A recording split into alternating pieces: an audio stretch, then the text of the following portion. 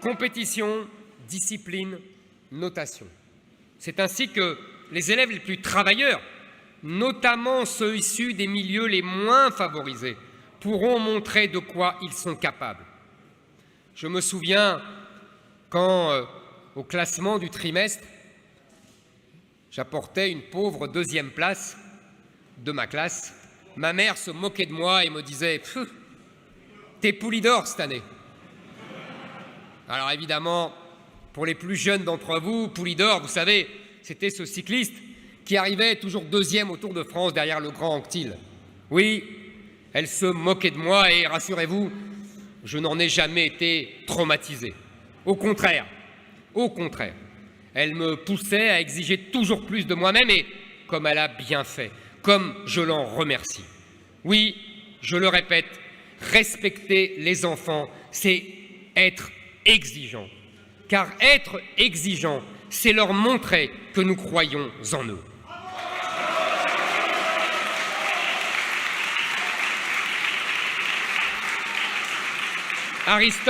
Aristote écrivait « Les racines de l'éducation sont amères, mais ses fruits sont doux.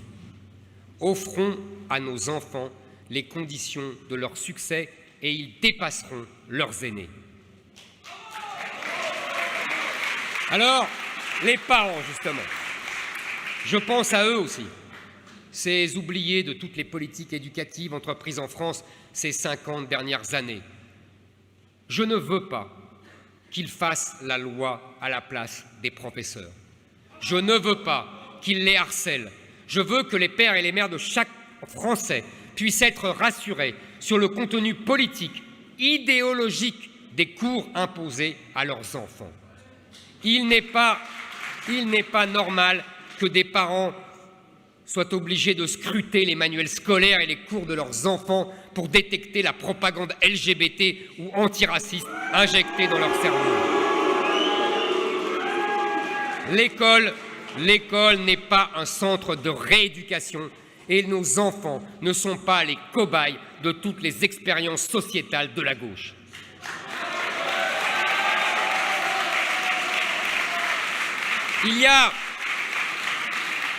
Il y a quelques jours, l'association SOS Méditerranée se félicitait d'avoir, je cite, rencontré plus de 50 000 élèves depuis 2015 pour présenter ses actions auprès des migrants.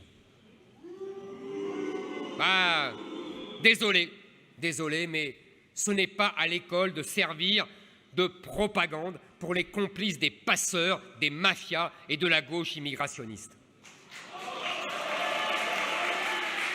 Depuis des années, tous nos gouvernements refusent de prendre les mesures qui s'imposent contre l'intrusion de ces associations dans les écoles. Dès 2022, dès le premier jour après mon élection, je vous le promets, nous interdirons purement et simplement toutes ces interventions idéologiques dans l'enceinte des établissements scolaires.